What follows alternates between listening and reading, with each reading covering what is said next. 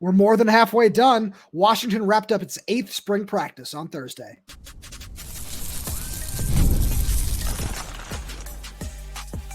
You are Locked On Huskies, your daily podcast on the Washington Huskies, part of the Locked On Podcast Network, your team every day.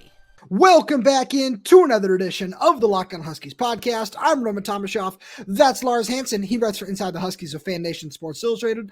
I'm the site editor over with Huskies Wire. Thank you for making this your first watch or first listen of the day. Today's episode is brought to you by Monopoly Go. I admit it, I have a competitive side, and it is a big fan of Monopoly Go, the mobile hit twist on classic Monopoly. So join your friends and download Monopoly Go now free on the App Store or Google Play. Lars, Pete Carroll was back at practice today. It wasn't as we saw a couple offensive linemen. Paki Finau was back at practice in pads today, but in a non-contact jersey. There were a couple other offensive linemen, Kaylee Tafai, and I believe it was Royce Cleveland, who missed practice. So it was a little bit lighter on the team drill stuff, a lot of 7-on-7, just a whole lot of other work, some special teams, some other things like that. So biggest news is that Pete Carroll was back at practice today. And unlike Tuesday, where, he just kind of hung out and was there, he got involved. He did some coaching, spent about 10 minutes after practice addressing the team. And, we of course, we know Brendan Carroll, Steve Belichick, that their sons are coaching, but it doesn't make it any less cool that these guys are cycling through Montlake and taking some time to help out and address the team and do all those things. Right, exactly. I mean, we saw with Pete Carroll where when he was on the field today, he was talking with both Damon Williams and Will Rogers as the other was, kind of standing on the sideline, right? Where when Damon Williams was running the offense, Will Rogers was talking with Pete Carroll, and then Rogers gets in the offense and Damon Williams getting a couple of notes. And again, you made a great joke about Pete Carroll giving tips to quarterbacks, but it's still, it's regardless of, history and things like Nobody that. wants to hear that. I'm not going to say that. I'm just going to say you made a joke about Pete Carroll and quarterbacks, and I'm assuming people will know what you said. But it's still just to your point, right? Where it's that invaluable experience that you're not going to get. Like Pete's not going down to USC or out to Oregon or out to Michigan or wherever, any of the schools that you want to name. Well, one, because his son doesn't work there, but two, again, he's unemployed. He can do whatever he wants. And he's still employed. He's got to roll with the Seahawks, but it's again, exactly as you said, it's not much. It kind of is what it is, where it's an advisory role, but it's still cool because he's staying around. And as you said, he can kind of just do what he wants.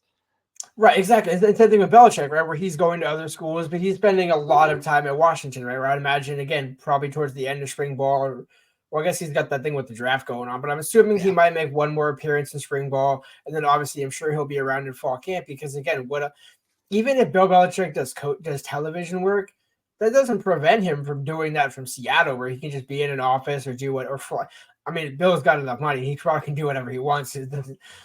That's not an object, right? Let me just say, I'd like to trade backgrounds with him. Like I'm really proud of how this has all come together, but having like all the Lombardi trophies behind him, that was pretty cool as well. But with that being said, because that is the biggest story from a somewhat light practice, but there was still a lot that we saw on the field. And I feel that the best place to start is with some breaking news. And that is Denzel Boston did not make the play of the day today. And it was, in fact, Jeremiah Hunter who took a 75-yard touchdown. He went up between Curly Reed and Peyton Waters and just outran them both.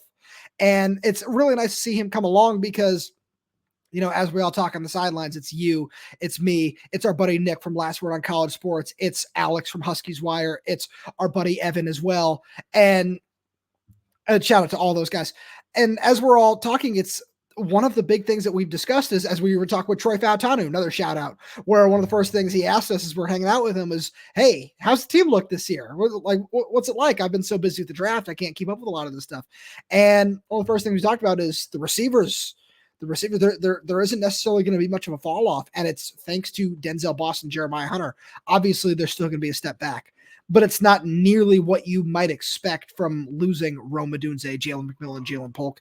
Some of those guys were seeing Jeremiah Hunter, where we've talked about the strength, we've talked about the body control. Kevin Cummings talked about his intelligence today after practice, but seeing the speed and seeing some of that athleticism as well is really exciting because, like we talked about the last time we brought him up for an extended period of time, it's some UW people have said Man, I really wonder what he would have looked like at Cal if he had just some average quarterback play over the last couple of years. So being able to see just what he's going to look like in this offense is so exciting.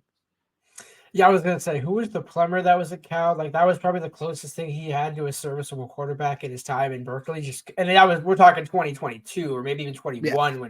when Plummer was there before he went to Louisville. But yeah, one thing that's also important to note about Jeremiah, it's he's got that big 6'5" body, right, or 6'4", 6'5", whatever it is. It's ridiculously large, bigger than a Fisher's price stock. But the other thing is he doesn't get slowed down by it, right? Where he's not just that big post up, all I can do is do whatever. He showed that separation. He showed that he's actually got a couple of gears in there, which when you think about how this receiving core is going to work together, right? Where you have Denzel on one side, Jeremiah on the other, and more likely than not, Giles Jackson up the middle. But then all three of those guys do something a little bit different, right? Giles more so than both of them.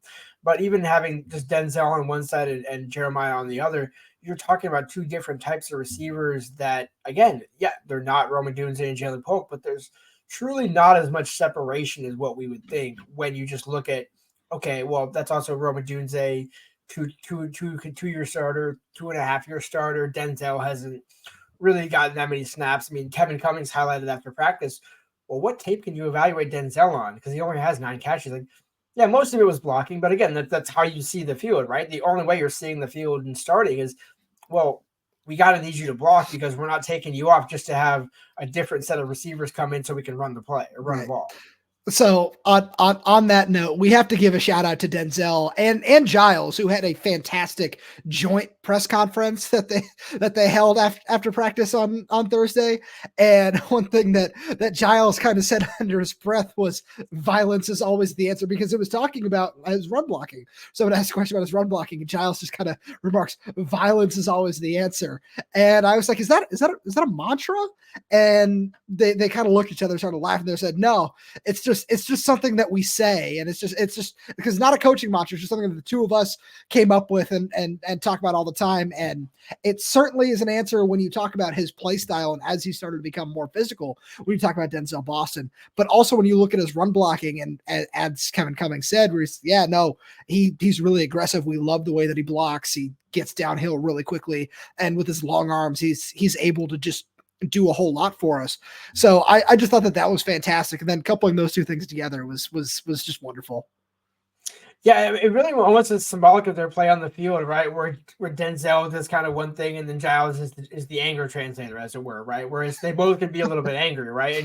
And I think Giles, without question, is, I'm going to say, the heartbeat of the offense for the non-obvious reasons, right? Where that does not mean Giles is going to be your leading receiver, get the most targets, all that. But much like Jacob Bandis, where Zach Durfee and Sebastian Valdez, one of those two guys mentioned him on defense. It's like, hey, you know what? He's the guy that you kind of just need in the room, right? Whether he's a starter or coming off the bench or whatever it is, that guy has a place on this team. And I think seeing the contrast to those two guys is really cool, because they're both symbolically guys where we've known a lot about them. We just haven't seen it in their time at Washington for one reason or another, right? Denzel because he was younger and buried. Giles because he didn't have an offensive coordinator in 21, and then when 22 came around, got the injury in the thumb. That was last season. That's 23, right? But that was kind of the other hiccup where Giles even acknowledged that. We're like, I was going to redshirt going into the spring. Like, we were just shutting it down all the way. And then the injuries happen and things like that. And again, Giles, they're kind of two perfect examples in the NIL era where they could probably go look and see if there's more money elsewhere. But it's like, why would you when you're getting great coaching and you can maximize your value at Washington? Right. Lars, with that being said, we still got a lot to get to from Thursday's practice. But first, we got to give a shout out to our good friends over at Monopoly Go. Lars, I've been told I'm a competitive person. Do you think that's true? Yeah, that's a safe. That's a safe assessment there. Well, I mean, yeah, I know. I have a competitive side, and we all do. And my competitive side is a big fan of Monopoly Go. I'm sure you've heard of it. It's been downloaded over 150 million times. It's a great twist on Monopoly where you play on not one, but hundreds of Monopoly boards in crazy locations, building up amazing cities that bring you big money. But the best part is messing with my friends. I can charge them rent on my iconic properties just like in classic Monopoly, but now I can also heist their vaults of riches for myself, and the leaderboards show me who the biggest Monopoly tycoon is, but it's not just my competitive side that loves it. You can team up with friends and people all around the world in time tournaments to earn huge rewards. So get in the game and join your friends. Download Monopoly Go now, free on the App Store or Google Play. And before we get on with the show, we've also got to give a nice shout out to our awesome friends over at eBay Motors. Passion, drive, and patience. The formula for winning championships is also what keeps your ride or die alive. eBay Motors is everything you need to maintain your vehicle and level it up to peak performance, from superchargers, roof racks, exhaust kits, LED headlights, and more. Whether you're into speed, power, or style, eBay Motors has you covered. With over 122 million parts for your number one ride or die, you'll always find exactly what you're looking for. And with the eBay Guaranteed Fit, your part is guaranteed to fit your ride every time or your money back, because with eBay Motors, you're burning rubber, not cash. With all the parts you need at the prices you want, it's easy to make your car the MVP and bring home huge wins. Keep your ride or die alive at ebaymotors.com. Eligible items only. Exclusions apply. eBay Guaranteed Fit is only available to U.S. customers. So, Lars, what else stood out to you at Thursday's practice? Because we didn't necessarily get a good look at a whole bunch of things, but we didn't necessarily even get a chance to review a lot of this while we were on the field at practice. So I'd love to know some of your other thoughts. Yeah, so the one thing I do like about the spring is we kind of get to walk up and down the sideline, whereas we're just used to being kind of in a little bit of box there. And towards the end of practice, this is the last 30 minutes of practice, we were watching some 7-on-7/11-on-11, depending on which unit was in. I'm standing next to UW AD Pat Chung, friend of the show, friend of the program. Adam Muhammad makes a massive cut, and Pat just kind of unravels his roster. He's like, "Who's that guy?" And I'm like, "It's a freshman." He's like, and I'm like, "Yeah, exactly." And so never a shy moment to where, again, we did talk about this a little earlier in practice today, I believe, or at least it was you. I believe it was you, where we talk about the running backs and say, okay, Jonah, no offense, Jonah Coleman is your one, right? Jonah Coleman is your one. But beyond that, you can kind of get creative with who your 2, 3, 4, and potentially even 5, 5th running back is, right? Where in reality, you're probably not going past your 4th on a consistent basis when the season comes around. But Cam Davis working back from an injury. Adam Muhammad's been really impressive. Daniel Ngata, and exactly as you said, I'm sorry, Daniel Ngata. Yeah, I'm glad you mentioned him, because he's somebody where I wouldn't say he's necessarily been over the top impressive, but he certainly stood out in certain regards, whether it be running the ball, whether it be as a pass catcher, and it's really nice to see. I'm sorry to cut you off. Please continue. No, I mean, exactly. I think that's kind of almost like a carry on from the receiver conversation we were having, where aside from Jonah Coleman, who is like the Roman Dunze, right? Where, okay, you know what you're getting with Jonah, right? Just move him aside. What else are you getting from 2 through 4, 2 through 5? They all do something a little bit differently. But Adam Muhammad, I mean, again, I would love for him to get a little bit bigger, but I don't even think he needs to worry about that just to see the field as a freshman. Probably doesn't play more than 4 because ideally you don't want to, right? I mean, again, progression, things like that, he who shall not be named, still technically, I believe, on the roster, hasn't formally been dismissed yet. Yeah, we don't need that. No. But I think the running back last season we thought we'd get only 4 games, ended up getting a few more because of injuries. When we mentioned on the portal, I believe Wednesday show or Thursday show about Thursday show. When you look at a portal running back, where I think you still do. But if Adam, you can kind of weigh it out where they're more likely than not going to take a portal running back, no doubt. Yeah. But I'm just like, Adam Muhammad certainly is kind of offsetting that by, hey, you know what? Whoever is 2 through 4, Adam's kind of making a case for him to be running back 2 or 3, depending on how Cam Davis fully comes back from his injury, and then if you add somebody in the portal. So that running back room, with or without, again, you have Jonah Coleman, but with or without Jonah Coleman, is starting to look more promising with each practice. Yeah, absolutely. And that's something where we got a question about that from one of our everydayers during the premiere of our Thursday show. They're saying, I'm really curious about running backs. And it's a good time where Penny Boone, the Louisville transfer, is coming in on a visit where it looks like it's down to Washington, I believe Texas A&M for him. And it's something where that kind of would fill that third running back role. Where is that necessarily what he would want? I'm not sure, but it's something where, with somebody else who we had heard was potentially coming in, and now it sounds like we'll be looking elsewhere with this news. It was a similar thing where this is somebody who has a lot of carries under their belt over the last couple of years, and would they want to take that reserve role? Not necessarily, but then when you think about Cam Davis, where I think you and I both expect him to be fully healthy by the fall, where It's probably going to be that running back 3 role, which is why we talk about it in that light.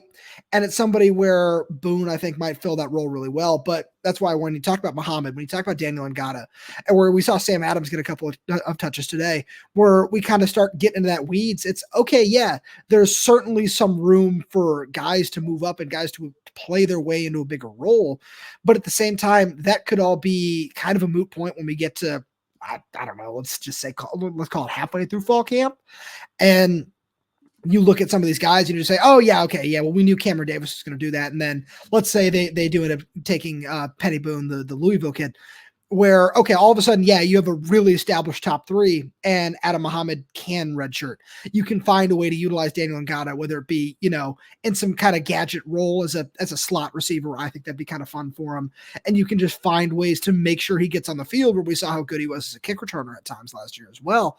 So the position, I think that right now it's a little bit cloudy, and part of that is due to the Davis injury. But I want to flip sides real quick, because one guy we haven't talked about on the show yet that I was really impressed with, he got a couple of sacks today in some of the 11 portions, was defensive tackle Bryce Butler, junior college transfer who had originally committed to Jedd Fisch in Arizona. Really fun player to watch on film, where he plays edge a lot in just kind of that 3-4 defensive tackle, defensive end sort of role. And then, he's kicked inside a little bit with just the scheme that Steve Belichick's going to be running. And Lars, I got to say, I've been really impressed with what I've seen from him so far, where it's something where he's kind of had to ramp it up a little bit. But over the last week or so, he's somebody who has been starting to stand out more and more. And this doesn't mean that they're not going to take 1 or possibly even 2 defensive tackles from the transfer portal. But it's something where it's a nice piece to have, where we know he's got a bunch of eligibility remaining. And it's something where we can watch him progress. We watched Olinius Davis, who's somebody we were talking about with a couple of different people over on the sideline today, and just saying, yeah, he didn't look like he might have been ready last year, but as he continues to develop, because that's like the offensive line, defensive tackle is a position where it might take a little bit longer for some of these guys to progress. And he's somebody who I'm just very intrigued to watch for the rest of the spring. Right. It's almost kind of what the spring was designed for, where to your point, it doesn't progression from the younger players does not preclude them from going into the portal and still filling holes they need to. It's just a matter of, okay, maybe one doesn't go to the 25 class, right? Where you're taking portal guys, maybe 2 upper class portal guys, but then you say, okay, you know what? We see what we like with the younger guys. So now that they can pick up the scheme, and whether they carry that over into fall campus, I think is another thing, because let's be real. How much of the defense do you think they're installing in spring? Right. And we can have the same discussion. Well, they told us, I will say they told us that. They said they want 80 to 85% on both sides of the ball installed by the end of spring. And so where do you think they're at right now? Because I think it's about 45, 50-ish. Right? I think they're a little over 50 at this point. Yeah. And so it's like, okay, they're picking up the scheme so far, but then how much retention is there when you go into fall camp? I think that's why, to your point, they're still going to pick up some D linemen in the portal. It just maybe saves an extra body to where, okay, maybe we didn't need to go find an extra body in the 25 class. We can knock one number down there, bring it. Like, now again, I don't necessarily think that's the case, but I'm saying, sorry, Lars, I got to cut you off here. We got some breaking news. Yeah. D'Angelo Titialii, I think is how we're going to go with this. He's committed to Washington. That's Portland State transfer offensive lineman in the center. So we're going to take a short break here real fast, and we're going to get into this. And we're going to give a shout out to our good friends over at Game Time, because Game Time is now an authorized ticket marketplace of Major League Baseball, which makes getting tickets even faster and easier. Prices on the Game Time app actually go down closer it gets to first pitch. And that's something that I love, because especially when I start looking at pitching matchups around Major League Baseball, and, I know, especially with the Mariners pitching rotation, Luis Castillo, George Kirby, Logan Gilbert, all those guys, we're going to see some fantastic matchups this spring. And I think Game Time is going to be a fantastic place to make sure that you can get tickets to all the best events, because they have last minute deals, which you can save up to 60% off buying last minute tickets for sports, concerts, comedy, theater, and so much more. You have all in pricing. When you toggle that feature, it shows the total upfront with no surprise fees at checkout and the lowest price guarantee, which means that if you find lower prices somewhere else, Game Time will credit you with 110% of the difference. You can take the guesswork out of buying tickets with Game Time. Download the Game Time app, create an account, and use code LOCKDOWNCollege for $20 off off your first purchase. Terms apply. Again, create an account and redeem code LOCKEDONCOLLEGE for $20 off. Download the Game Time app today. Last minute tickets, lowest prices guaranteed. So that's fun to see this happen kind of live on the podcast. All the everydayers kind of seeing, yeah, this. I wish we had like a breaking news horn or something to be able to play that, because this is huge, and he's a good center where he adds depth. You can play him at guard, and we saw him on campus today. We saw him walking around at practice. We wanted to get into that anyways. And now it's just great where we can just one up that and just say, all right, this guy's committed. Right. And I think the one thing to think about this, where when you think about the other names who have been mentioned in the portal, right? So not Marcus, I'm talking about just the interior linemen, right? Where Branson Hickman, right, from the SMU center. Somebody else has been mentioned. You can still take him too. I'm glad you said that, because exactly something like this where he's got multiple years, I believe at least a minimum 2 years of eligibility left. I don't know if he's had a redshirt year, but I believe without a doubt he will have 2 years left at Washington. When Brendan Carroll said we need 5 or 6 offensive linemen, that was a pretty clear indicator. Hey, we still need some guys in the depth, right? Where you mentioned, was it Royce Cleveland or Cam's kid? Royce Cleveland, yeah. Royce Cleveland, who had been, and the other one that had been taking reps at center, that was also a walk-on. We've been kind of seeing some fluctuation there, where Zach Hemmings now back at left guard, probably more of a tackle guard prospect anyways. But now you're kind of starting to see the coaching and what we've seen in practice line up with where they're looking at on the offensive line in terms of portal, right? Where you're not expecting him to come in, you're not expecting D'Angelo to come in and start in the fall camp, right? But he's an experienced body. And actually, when you look at, take it for what it's worth, PFF's FCS grades, where he started played 10 games last season, had a 74 pass blocking grade. To me, only gave up 1 sack. So again, right off the bat, you're looking at somebody with over 600 snaps at the center position, where if regardless whatever happens, it's almost like an insurance policy on whoever else you go get in the portal, right? Whether it's a Hickman, whether it's anybody else, I'm not going to throw out more names because Hickman's the only one that's the safest. No, I'll throw out one more, because he has set an official visit to come visit Washington, and that's Koli Faiu from Utah, and a local kid, went to North Creek High School from Edmonds. That would be another one where it seems like if they can get one of those 2 guys, that they might step in as the starting center. Exactly, but this is the important insurance to come with that, because I think it almost confirms that we're not expecting Landon to play this year, right? Even if he somehow gets 4 games at the back end, he's still redshirting this season. So you're keeping that progression, and it doesn't impact his progression next year, right? Because if you got a Hickman, right, that's your one-off, boom, you're good, and then next year you now have Landon Hatchett probably as your penciled-in starter, and D'Angelo as your backup center with 3 or 4 years of college experience, where, hey, if Landon maybe isn't ready to go or whatever, you have insurance, right? Where you're not reacting. You're not putting Michael Watkins, who might be a fine center down the road. You're not putting him back there, where, again, this spring we've seen some mixed results there. Again, he's a true freshman, not going to hold that against him, right? So it's, for all intents and purposes, these guys are really just getting their feet wet. But it's good long-term planning for the coaching staff that we're seeing. Like, hey, we're not just getting 1-year rentals. We're getting guys where we need depth guys, but we're getting depth guys before we get the veteran guys, because we need to know that we have both.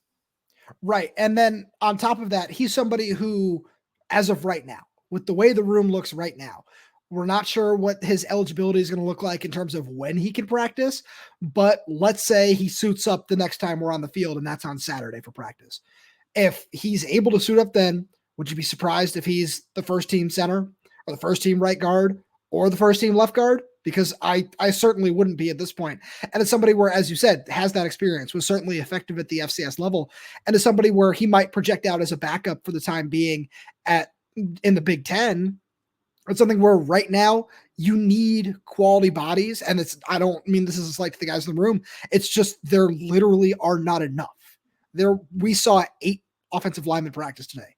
You need to make sure more guys are in the room. So, and this is exactly what it is. It's quality. It's somebody who has experience, and you can slot them in there and just say, all right, if for the time being, we trust you and we want to see if you can earn a spot for us this fall. And that right now for Brendan Carroll, that's all he can ask for. Right. So just to be clear, just for the audience and for my sake as well, you were asking that question of D'Angelo, like if he were somehow able to practice, right? Whereas obviously he's not, right? To me, just to be clear, he's not going to practice. Like anybody that they bring into the portal period cannot play right now. Like again, it would be nice, right? If you could just sign him and have a rookie mini camp like the pros do, where Seahawks sign a free agent, boom, hey, if you have OTAs next week, he can suit up. We're good. But that's not the way it works in college. I just want to clarify that because again, yes, if he was able to come in right now, next week he's your starting center. But in fall camp, he might be he'll probably be in the two deeps. I just wouldn't expect him to be the starter, but I'm sure he'll get some work with the ones, similar to how Damon's got some work with the ones, where again, Damon probably able to play himself into that situation a little bit more realistically than D'Angelo.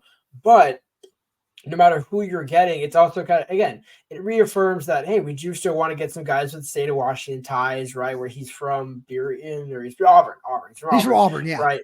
And so, sorry, local prejudice going on here. Yeah, and so it's always good to take some of those guys, but not taking them for the sake of just taking a body, right? Where we saw that in 21 and some other staffs where it's like, hey, we're just going to take you. You're never going to play, but we said we were going to take a Washington guy, and so here you are. This is a guy where, again, we're not hyping him up as, oh, hey, this is your bona fide guaranteed starter, but anybody that has 2 years of experience with 600 plus starts, I don't care what level it. I mean, it's honestly, it's getting Sebastian Valdez, right? Where you can still bring in a Philip Bleedy. You can still bring in a number of the Louisville transfer, right? There's a number of guys you can bring in that are still Jermaine Lola coming in from the FBS level, but that doesn't preclude or limit you from taking an FCS guy that, hey, you know what? I'd rather have Sebastian and Philip than just one or the other. Again, obviously, right, if you're having one or the other, you're taking Philip. No disrespect to Sebastian. But I mean, it's again, when you bring up certain guys, because I like Sebastian a lot. No, I know, but it's the Jordan Perryman thing, right? Where again, separate from his injury in fall camp, it's like, hey, I see what you're saying. You look good in the FCS level, but can you translate that, and especially in a 1 year time? If you had 2 or 3 years, sure, right? Zach Durfee kind of being that example, right? Where you had last year in the FBS program, get your weight right. Now this year, you're going to go kill a bunch of people on the field legally. But with that being said, you still want to have a mixture of those guys, because if, let's say, Sebastian did have a fallbacker, right, or wasn't able to get up to speed in the Big Ten, it's like, ooh, okay, we need some insurance. And that's really all you're looking for in the spring period is insurance, aside from 3 or 4 starters, right? 5, 6, depending on how far we want to go down the rabbit hole. Yeah, that's that. See, that's a discussion that I don't even think we should go down that road. No. But before we get out of here, let's each do one final takeaway. And I'm going to go first. I like the more I think about it, the more impressed I am with Damon Williams. And we saw him take a lot of first team reps today, where it felt like it was just a matter of getting both of those guys behind the actual offensive line, where I don't think it was anything more than that. But I'm so impressed with everything that he's done. And Giles Jackson talked about it after practice, and he was just like, this guy does not carry himself like he's a true freshman. He's so mature. He's so advanced in so many different ways, watching him run, watching him move. And he's a really special player.